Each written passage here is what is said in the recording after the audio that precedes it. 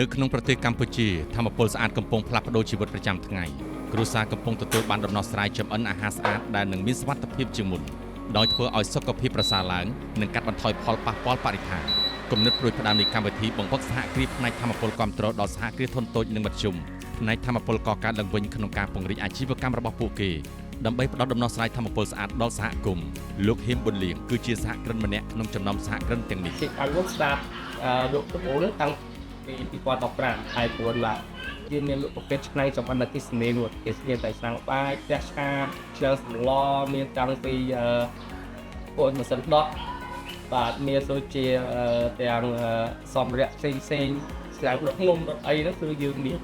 ដោយមានការគ្រប់គ្រងពីកម្មវិធីនេះអាជីវកម្មរបស់គាត់កាន់តែមានរបៀបរៀបរយជាងមុនគាត់បានពង្រីកវិសាលភាពលក់ទៅកាន់សហគមន៍ដទៃទៀតជាមួយនឹងការបង្កើនបណ្ដាញភ្នាក់ងារលក់សកម្មចំនួនរហូតដល់25នាក់ដែលធ្វើឲ្យការលក់រីកទៅដល់គ្រួសារច្រើនជាងមុនពេលចូលជាមួយនឹង EEC ជាលទ្ធផលការលក់សម្ភារៈចម្អិនស្អាតប្រចាំខែបានកើនឡើងពី5ដល់50គ្រឿងនេះរបស់ជោគជ័យដ៏ធំមួយរបស់អាជីវកម្មរបស់លោក របស់ខ្ញុំទាំងឆ្នាំណាំបាយទាំងសម្ភារៈទាំងអស់គឺចេញពីការទៅជារបស់ខ្ញុំសេវាបដូរទឹកយ៉ាសេវាអីផ្សេងគឺឲ្យបាត់ងាយស្រួលដល់ផ្ទះហើយការទិញរបស់ខ្ញុំមិនបាច់លុយសពទេគឺគេចាញ់យើងធ្វើការបងបាន